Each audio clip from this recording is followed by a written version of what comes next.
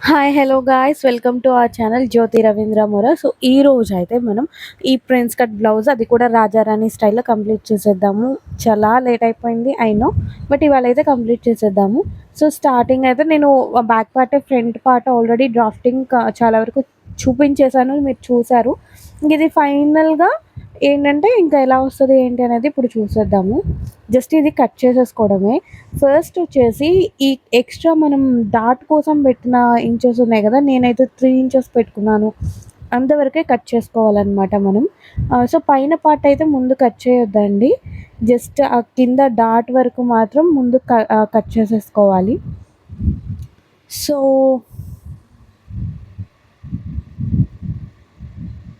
నాకైతే జనరల్‌గా పెన్‌తో I mean చాక్‌తో గీసేదానికంటే scissor బాగా తిరుగుతది రౌండ్, ఎందుకో తెలీదు. చెయ్యి అలా తిరిగిపోతదనమాట. సో నేను గీసేటప్పుడు కొంచెం అటు ఇటు వచ్చినా పట్టించుకోను. ఎందుకంటే కటింగ్‌లో నాకు సెట్ అయిపోతది. ప్రాబ్లమ్ ఉండదు. సో ఇక్కడ అయిపోయాక ఈ 2 పింక్ లైన్స్ ఉన్నాయి కదా, ఈ 2 పింక్ లైన్స్ కూడా ఒక్కదాని మీదకొకటి వచ్చేయాలన్నమాట. అక్కడ మనం గీసుకున్న డాట్ మైనస్ చేస్తున్నాం అంతే. పైన ఎంతైతే డాట్ వస్తది అంటే మనం తీసుకున్నాం కదా, ఆ ఏరియా మైనస్ చేసేసి జస్ట్ ఒకదాని మీద ఒకటి కలిపేయాలి. ఇక్కడ ఫ్యాబ్రిక్ అయితే ఇంకొంచెం ఈజీగా తిరుగుతది. ఇది బకరం షీట్, అందులో కొంచెం థిక్‌గా ఉంటది బకరం, అందుకే కొంచెం ఇదైందంతే. ఫ్యాబ్రిక్ అయితే ఈజీగా తిరిగేస్తది. ఐరన్ చేసేసుకున్నామంటే ఇంక కదలకుండా ఉంటదనమాట. ఇక్కడ చూడండి మనం సెకండ్ గీసుకున్న ఆర్మ్ హోల్ అయితే ఇక్కడ మెర్జ్ అయిపోయింది. బట్ ఇక్కడ ఏంటంటే కొంచెం ఇంకొంచెం నీట్‌గా మనం దాన్ని కలిపేసుకోవచ్చనమాట. సో ఇంకొంచెం నీట్‌గా దాన్ని షేప్ చేసేసుకున్నామంటే బాగా వస్తది ఆర్మ్ హోల్ షేప్ అనేది. సో ఇలా కలిపేసేసుకున్న తర్వాత అక్కడ కట్ చేసుకోవాలి జనరల్‌గా అయితే. బట్ ఇంకొంచెం ప్రాసెస్ ఉంది. ఇప్పుడు ఆ ప్రాసెస్ కూడా కంప్లీట్ చేసేద్దాము. ఆ 2 లైన్స్‌కి ఆ 2 పాయింట్స్ మిడిల్ పాయింట్ అయితే కావాలనమాట. సో మిడిల్ పాయింట్ అనేది టిక్ చేసుకొని జస్ట్ అక్కడ నుండి ఒక 0.25 ఇంచెస్ అయితే బయటకి మార్క్ చేసుకోండి మీరు. జస్ట్ ఒక పావు ఇంచు మాత్రం ఇటు సైడ్ మార్క్ చేసేసుకోండి. ఆ తర్వాత పైన ఆ లైన్ దగ్గర నుండి ఒక హాఫ్ ఇంచ్ కిందకి, మనం ఫోల్డ్ చేసిన దగ్గర నుండి కరెక్ట్‌గా హాఫ్ ఇంచ్ కిందకి ఇంకొక మార్క్ అయితే చేసేసుకోండి.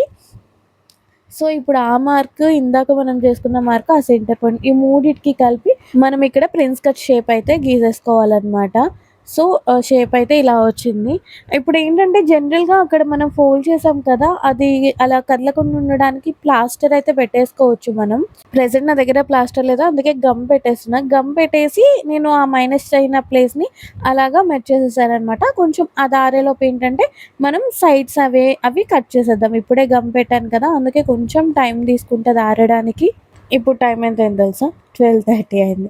12:30కి నేను ఈ వీడియో రికార్డ్ చేస్తున్నాను దెయ్యంలాగా. ఒకవేళ మేబీ దెయ్యం వచ్చింది అనుకోండి ఫర్ సపోజ్, ఓకే మన కేటగిరీ అయి ఉంటది, అర్ధరాత్రి పని చేసుకుంటుందంటే అని చెప్పేసి నన్ను వదిలేసి వెళ్ళిపోతది. So I'm safe. సో ఇవాళ బుడ్డోడు ఎర్లీగానే పడుకున్నాడు. బట్ ఏంటంటే ఒక 1 అవర్ రెస్ట్ తీసుకున్నాను. మార్నింగ్ నుండి వాడితోటి జిమ్నాస్టిక్స్ చేసి నా పని అయిపోయింది. కొంచెం నీరసంగా అనిపిస్తే ఒక 1 అవర్ రెస్ట్ తీసుకొని సో ఇప్పుడు స్టార్ట్ చేశాననమాట.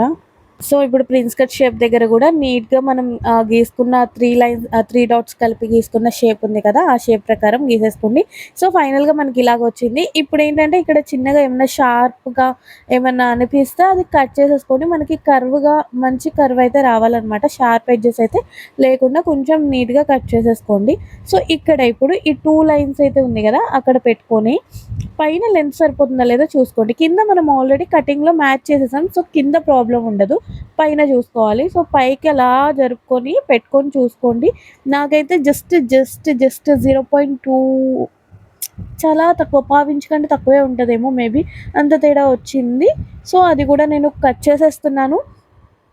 సో కట్ చేసాక కూడా మనం ఒకసారి పెట్టుకొని చూసుకోవచ్చు సరిపోతుందా లేదా అని. ఆ బ్లూ కలర్ లైన్ మనం గీసుకున్నాం కదా ఎపెక్స్ టు ఎపెక్స్, ఆ లైన్ దగ్గర అయితే అది. సో ఇప్పుడు మనం బ్యాక్ పార్ట్ మీద పెట్టుకొని మ్యాచ్ చేసుకోవాలన్నమాట. ఇలా మ్యాచ్ చేసుకోకపోతే ఏంటంటే కటింగ్ అయిపోయాక, స్టిచ్చింగ్ అయిపోయాక బ్యాక్ ఫ్రంట్ కలిపి కుట్టేటప్పుడు వస్తుంది తేడా. సో ఇప్పుడు ఈ లైన్ ఉందా, ఈ మార్జిన్ లైన్స్ మాత్రం జస్ట్ మ్యాచ్ చేయండి. ఓకే, ఇక్కడ మ్యాచ్ చేయండి. సో కింద కూడా మ్యాచ్ అవ్వాలి. మీరు ఇలా పెట్టేస్తే కింద చూడండి క్రాస్, ఇది ఇక్కడికి ఉంది, ఇది ఇక్కడికి ఉంది, అలా కాదు. కింద కూడా మ్యాచ్ అవ్వాలి, పైన క్రాస్ వస్తుంది. ఓకే, సో ఇప్పుడు నాకు ఈ లైన్ చూడండి, కొంచెం పక్కకు జరిపి చూస్తున్నా, కరెక్ట్గా ఉంది కదా. సో ఇలాగా పర్ఫెక్ట్గా ఉండేలాగా 2 లైన్స్ పెట్టుకొని ఈ క్రాస్ అనేది తీయండి, గీసుకోండి. ఓకే, ఆ తర్వాత ఇది కూడా సేమ్ క్రాస్ అనేది ఇక్కడ గీసేయండి. ఓకే, సో ఇప్పుడు నేను ఇక్కడ స్టిచ్ వేసేటప్పుడు ఏంటంటే నాకు రెండు సమానంగా ఉంటాయి. తర్వాత ఫైనల్ చేశాక ఫ్రంట్ పార్ట్ బ్యాక్ పార్ట్ కలిపి స్టిచ్ వేసేటప్పుడు నాకు రెండు ఈక్వల్గా వస్తాయి, డిఫరెన్స్ ఏం రాదు. అలా కాకుండా మనం స్టిచ్ చేసామంటే ఇది క్రాస్ ఉంది, ఇది వేరే క్రాస్ ఉంది. చూడండి, ఇదిగో ఇది ఇలా ఉంది, పెడితే ఇది స్ట్రైట్ ఉంది, ఇది ఇలా ఉంది. మనం మ్యాచ్ చేసేటప్పుడు హైట్ డిఫరెన్స్ వస్తుంది, ఒకటి ఎక్కువ ఒకటి తక్కువ. బట్ ఇలా పెట్టడం వల్ల పర్ఫెక్ట్గా వస్తుంది. ఇక్కడ ఏంటంటే మామూలుగా దీన్ని ఇదే క్రాస్ పైకి పెట్టేసి ఇలాగా ఇదే క్రాస్ వచ్చేలాగా, సో ఇలాగే పెట్టేస్తే నేను జస్ట్ ఊరికే గీసి చూపిస్తున్నాను మీకు. ఇలా పెట్టేసుకున్నాం అనుకోండి, పైకి వెళ్ళిపోతుంది. ఇక్కడ దగ్గర దగ్గర 30 ఇంచు నాకు మైనస్ అవుతుంది, మీకు కనిపిస్తుందా? సో ఇంత మైనస్ అవుతుంది, నాకు బ్యాక్ పార్ట్ మేబీ తక్కువ రావచ్చు అని నాకు అనిపిస్తుంది. కాబట్టి నేనైతే ఇక్కడ క్రాస్ వచ్చింది, ఆ క్రాస్ కంటిన్యూ చేయండి. నేనైతే పర్సనల్గా ఇలా దీన్ని కలిపేస్తాను. సో ఇక్కడ వరకు నార్మల్గానే ఉంటుంది, ఇక్కడ కొంచెం క్రాస్ వస్తుంది. ఆ క్రాస్ ఈ స్టిచ్చింగ్ ఖర్చులోకే పోతుంది కాబట్టి అసలు కనిపించదు, దాంతో ప్రాబ్లమే ఉండదు. సో బ్యాక్ పార్ట్లో కూడా రెడీ షోల్డర్ మనం ఎంత కావాలి అనేది తీసుకోవాలి. నేను 2 ఇంచెస్ కావాలి అంటే 3 ఇంచెస్ అయితే మార్క్ చేసుకోవాలన్నమాట రెడీ షోల్డర్. స్ట్రైట్ లైన్ గీసేసాను, ఒక 1/2 ఇంచు మైనస్ చేశాను.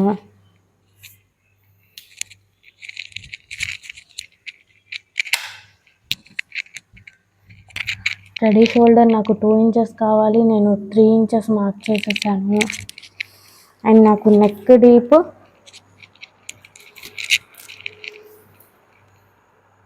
9 ఇంచెస్ కావాలి, సో 9 ఇంచెస్ మార్క్ చేసేసాను. 9 ఇంచెస్ కాదు, యాక్చువల్లీ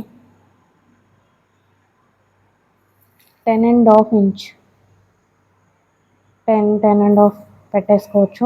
సో ఇక్కడికి మార్క్ చేసుకున్నాను. నెక్ విడ్త్ ఒక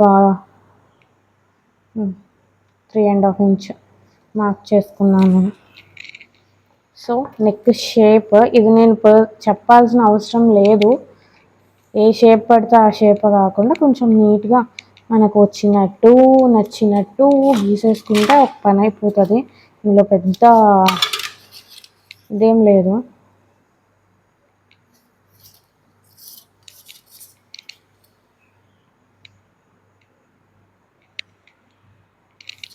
so neck shape గీసేసుకున్నాను.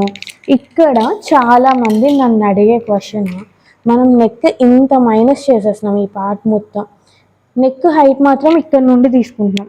Okay, so ఇక్కడ నుండి ఇక్కడ వరకు బ్లౌజ్ హైట్ 15.5 తీసుకున్నాం, బట్ ఇక్కడ చాలా మైనస్ చేసేస్తున్నాం.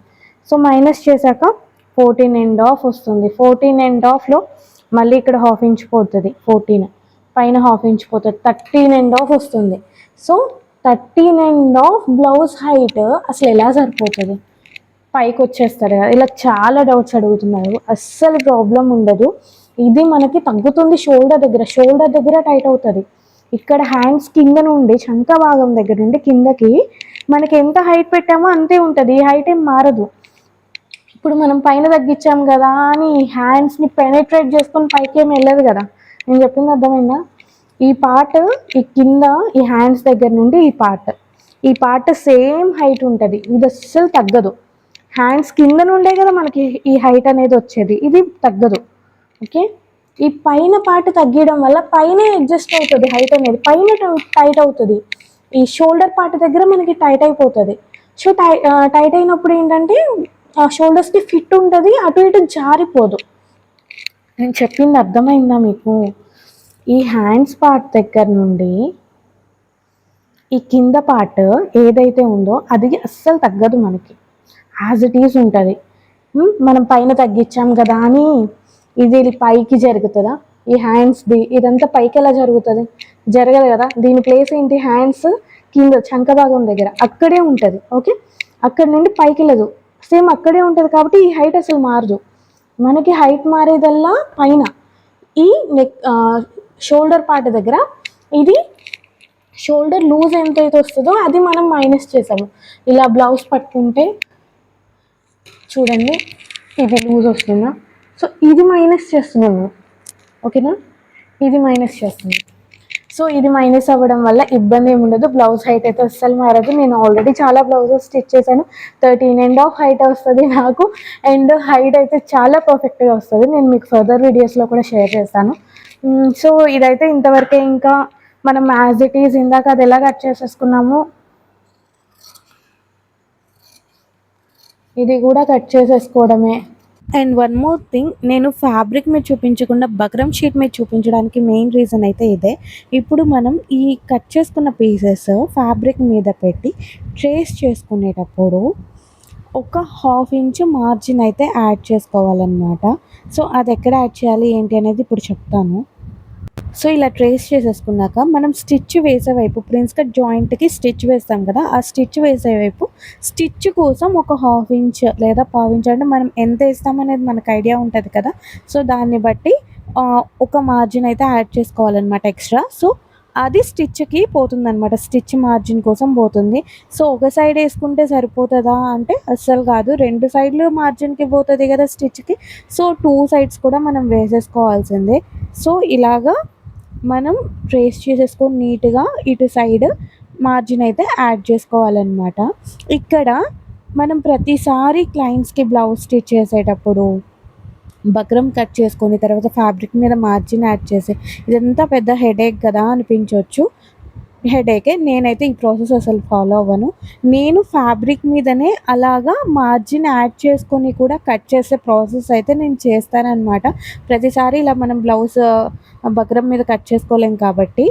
సో ఆ ప్రాసెస్ కూడా నేను ఫర్దర్ వీడియోస్లో ఎక్స్ప్లెయిన్ చేస్తాను. సో మెయిన్ క్లియర్గా అర్థం అవ్వాలి కాబట్టి నేను అసలు ముందు ఈ బక్రమ్ మీద చెప్తున్నాను. సో నెక్స్ట్ వీడియోస్లో నేను బ్లౌజ్ కటింగ్ కానీ డ్రెస్ కటింగ్ కానీ చేసేటప్పుడు మనం మెయిన్ ఫ్యాబ్రిక్ అదే లైనింగ్ పీస్ మీదే కట్ చేసుకొని ఎలాగా మార్జిన్ యాడ్ చేయొచ్చు ఏంటి అనేది కూడా చెప్తాను నేను.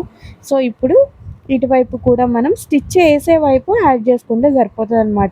సో మనం కలిపి కుట్టుకునేటప్పుడు స్టిచ్ ఎటు సైడ్ వేస్తామని మనకు ఐడియా ఉంటుంది కదా, అటు సైడ్ ఒక 1/2 ఇంచ్ మార్జిన్ యాడ్ చేసుకుంటే సో మనకి కలిపి కుట్టుకున్నాక ఆ మార్జిన్స్ 2 పోయి మనం ఎంత అయితే ఎగ్జాక్ట్గా ఎక్స్పెక్ట్ చేసామో అంతే వచ్చేస్తుంది అనమాట. సో ఇలాగ 2 కలిపి కుట్టినప్పుడు ఇక్కడ ఒక 1/2 ఇంచ్ అండ్ కింద ఒక 1/2 ఇంచ్, ఈ రెండిటికి 1/2 ఇంచ్ కావాలి కదా. సో ఆ 2 1/2 ఇంచ్ అయితే మార్జిన్ పోతుంది. మనం ఎగ్జాక్ట్గా మనం పెట్టుకున్న మెజర్మెంట్స్ ప్రకారం వచ్చేస్తుంది అనమాట. ఐ హోప్ మీ అందరికీ ఈ వీడియో యూజ్ అయ్యి ఉంటుందని అనుకుంటున్నాను.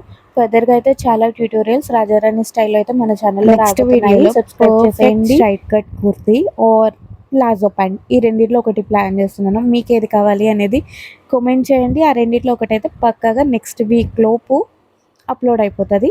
So stay tune guys, bye.